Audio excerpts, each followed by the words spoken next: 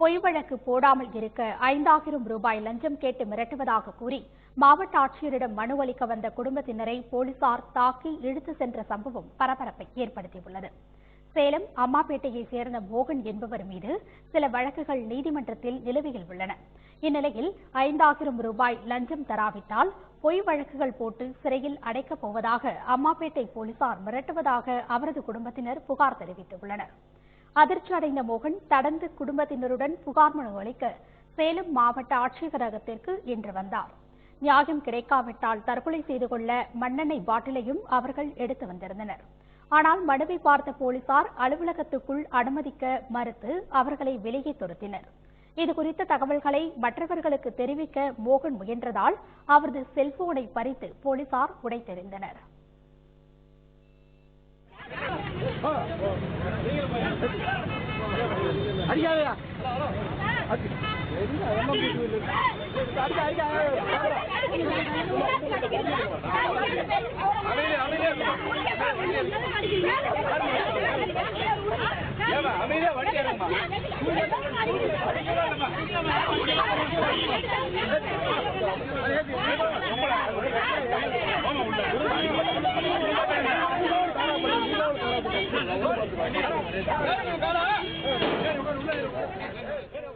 எங்க வீட்டுக்காரு போலீஸ்காரு போன் பண்ணாங்க, நீங்க வாங்க நான் உங்க மேல கேஸ் போடுவேன்னு சொன்னாங்க. நீங்க எதுக்கு நான் போடுவீங்க, எந்த தப்புமே பண்ணல, எதுக்கு போடுறீங்கன்னு சொல்லி நான் கேட்டேன். பணம் 5000 என்னை கேட்டாங்க. நாங்களே இல்லாத கூலி வேலைக்கு போயிட்டு இருக்கிறோம்.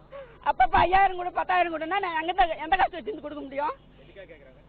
கேஸ் போடுறேங்கிறாங்க. ஒன் டைம் நான் கேஸ் போடுறேன், உன் மேல ரவுடிஸ் ஓபன் பண்ணணும், நான் கேஸ் போடுறேங்கிறாங்க. இல்லைன்னா நான் போய் கேஸ் போடுவேங்கிறாங்க.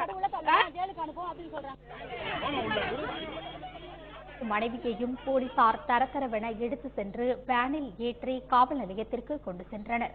இதனால் சேலம் மாவட்ட ஆட்சியர் அலுவலகத்தில் சிறிது நேரம் பரபரப்பு நிலவியது.